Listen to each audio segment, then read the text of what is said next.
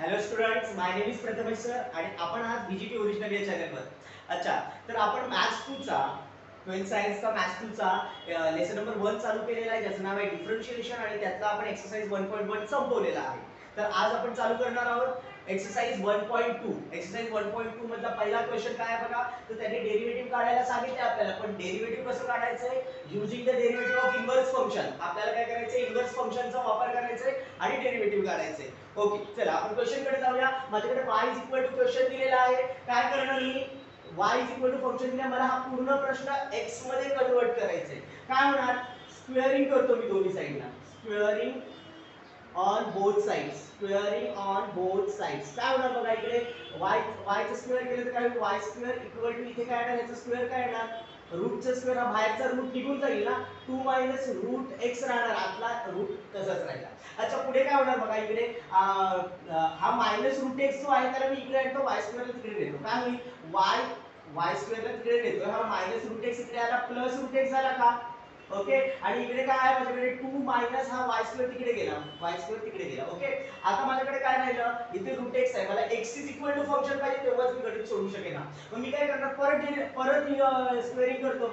Again squaring on both side. Again squaring on both side. काय सांगते लक्षात ठेवा. ओके, इथे स्क्वेअरिंग केलं तर काय होईल? रूट x स्क्वेअर काय होणार? x येणार का? रूट निघून जाणार स्क्वेअर केल्यानंतर. इज इक्वल टू इथे 2 चं डेरिव्हेटिव्ह 2 चं ह्या ब्रॅकेटचं स्क्वेअर होईल का? 2 मायनस y स्क्वेअर ब्रॅकेटचं स्क्वेअर होईल का? हा. ओके, आता माझ्याकडे x is equal to function आला. मला x इज इक्वल टू फंक्शनचं काय करायचंय? डेरिव्हेटिव्ह काढायचंय. म्हणजे माझा इन्व्हर्स फंक्शनचं डेरिव्हेटिव्ह होणार. बघा कसं होतंय? डिफरन्शिएट केलं मी. Differentiate y with respect to x. करायला डेरिव्हेटिव्ह काढा. therefore x चं डेरिव्हेटिव्ह काय होईल? dx upon dy. इन्व्हर्स फंक्शनचा डेरिव्हेटिव्ह उलट असतं. dx upon dy असणार. आधीपर्यंत आपण dy upon dx काढत होतो. काय होणार याचं? वरती 2 आहे तो खाली येणार ना. म्हणजे काय होणार? 2 ब्रॅकेट 2 मायनस y स्क्वेअर. बरोबर, हा x रेस टू n म्हणजे x स्क्वेअरचं डेरिव्हेटिव्ह, x स्क्वेअरचं डेरिव्हेटिव्ह 2x मी सांगितले तुम्हाला. ओके, त्याच्यानंतर परत डेरिव्हेटिव्ह d बाय dx. कोणाचं डेरिव्हेटिव्ह काढलं तर आतल्या ब्रॅकेटचं. बरोबर, 2 मायनस y स्क्वेअरचं परत डेरिव्हेटिव्ह येणार. बाकी सर्व पूर्ण झालेलं आहे. ओके, आता मग मला सांगा इथे dy बाय dx काय येईल? dx upon dy. dx upon dy काय येईल बघा? dx upon dy is equal to dx upon dy is equal to हा 2 ब्रॅकेट 2 मायनस y स्क्वेअर राहिलं. इथे 2 मायनस y स्क्वेअरचं डेरिव्हेटिव्ह काय येईल? 2 चं डेरिव्हेटिव्ह कॉन्स्टंट आहे 0. y स्क्वेअरचं डेरिव्हेटिव्ह काय येईल? 2y. मायनस तसंच राहिलं, minus 2y y स्क्वेअरचं derivative.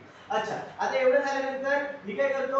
y ची जी किंमत आहे किंवा y स्क्वेअरची जी किंमत आहे माझ्याकडे ती टाकून देतो याच्यामध्ये. काय होणार? हा 2 bracket 2 minus y square. 2 minus y स्क्वेअरची किंमत काय माझ्याकडे? ही वाली. ही y स्क्वेअरची किंमत मी ह्या ब्रॅकेटमध्ये टाकून देतो. काय होईल? 2 असं होणार ते.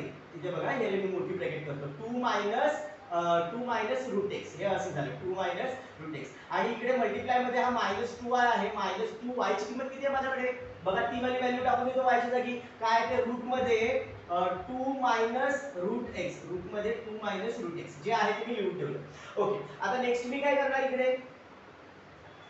इथे बघा मी आणखी काय करतो? हा 2 चा आणि 2 चा मल्टिप्लिकेशन होईल. हो ना. इथे बघा, इथे हे असं होईल का? 2 मायनस 2 कॅन्सल होणार. 2 मायनस 2 कॅन्सल होणार. हा मायनस आतमध्ये गेल्यामुळे हा प्लस होणार का?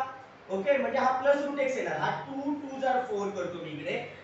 therefore dx upon dy is equal to 2 2 जार 4 झालं. हा 2 आणि हा 2 चं मल्टिप्लिकेशन 4 झालं. इथे काय राहिलं? फक्त रूट x राहिलं ना. प्लस मध्ये 2 2 कॅन्सल होतात. 2 2 कॅन्सल होतात. प्लस मध्ये रूट x राहिलं माझ्याकडे. आणि हा मायनस चिन्ह पण राहणार आहे ना, मग त्याला मी सुरुवातीला लिहितो मायनस चिन्ह. आणि इकडे काय राहिलं ब्रॅकेट मध्ये बघा माझ्याकडे? हा 2 तर मल्टिप्लाय केलं म्हणजे ही रूट वाला ब्रॅकेट राहिलं का माझ्याकडे? रूट मध्ये 2 मायनस रूट x राहिलं. ओके, हे आलं dx upon dy. आता dx upon dy म्हणजे काय? तर डेरिव्हेटिव्ह ऑफ इन्व्हर्स फंक्शन. म्हणजे इन्व्हर्स फंक्शनचं डेरिव्हेटिव्ह पूर्ण झाले.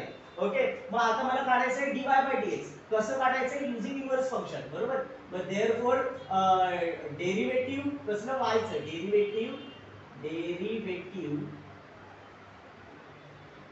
using inverse function. Derivative using inverse function. काय होणार? dy upon dx. काय फॉर्म्युला आपल्याकडे dy upon dx चा 1 upon dx upon dy. Okay, derivative using inverse फंक्शनचा formula is equal to 1 upon dx upon dy ची किंमत काय आहे ते मी इथे लिहून टाकतो. तो मायनस जो आहे तो मी डायरेक्टली वर लिहून ठेवतो. हा 4 रूट x ब्रॅकेट मध्ये 2 मायनस रूट x. ओके, इथपर्यंत तुमचा आन्सर संपणार. ओके, डेरिव्हेटिव्ह आपण काढलं कसं इन्व्हर्स फंक्शनचा वापर करून. ओके, ठीक आहे.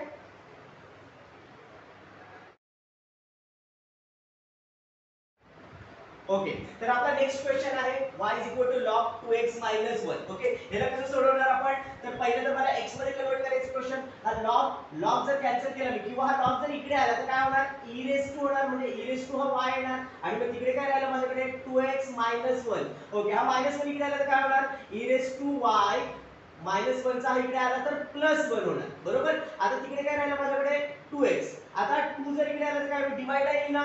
Okay, e raise to y plus 1 आणि हा 2 खाली आला म्हणजे माझ्याकडे x is equal to function मिळालं का मला?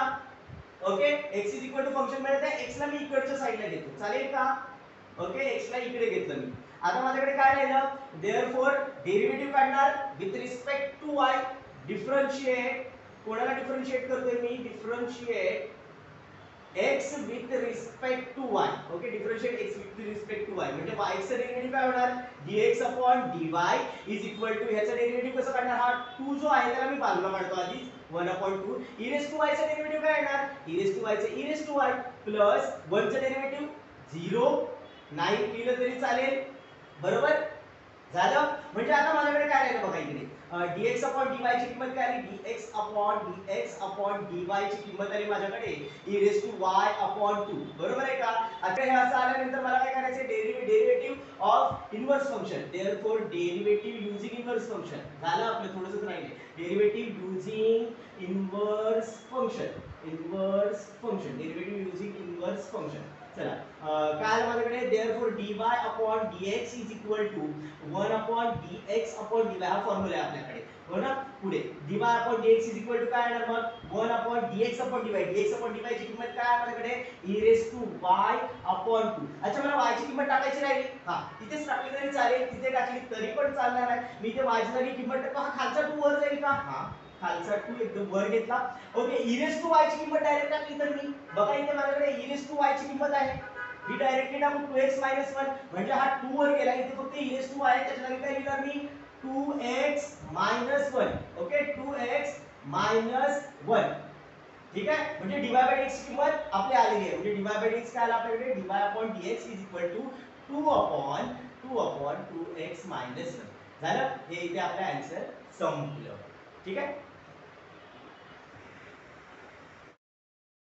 ठीक आहे, तर आपला नेक्स्ट क्वेश्चन आहे y e raised to x -3. Same त्याच्यासारखाच आहे. पहिले तर मला x मध्ये कन्वर्ट करायचे क्वेश्चन. हा -3 इकडे आलं तर काय होईल?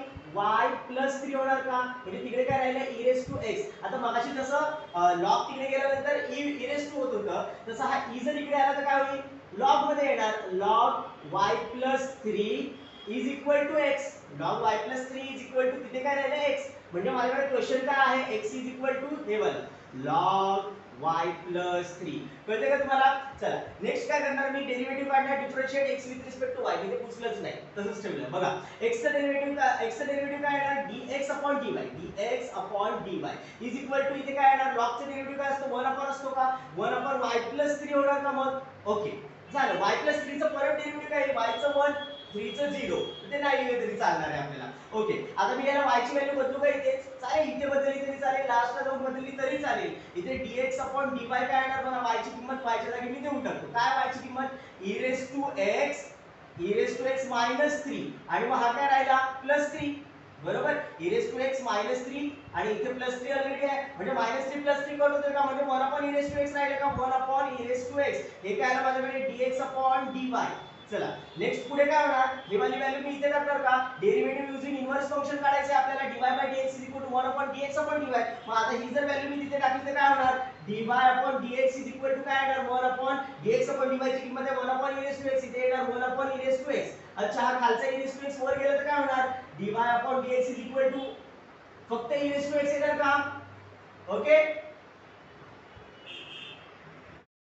अच्छा, तर आपला नेक्स्ट क्वेश्चन आहे y log x upon 2 to the base 2.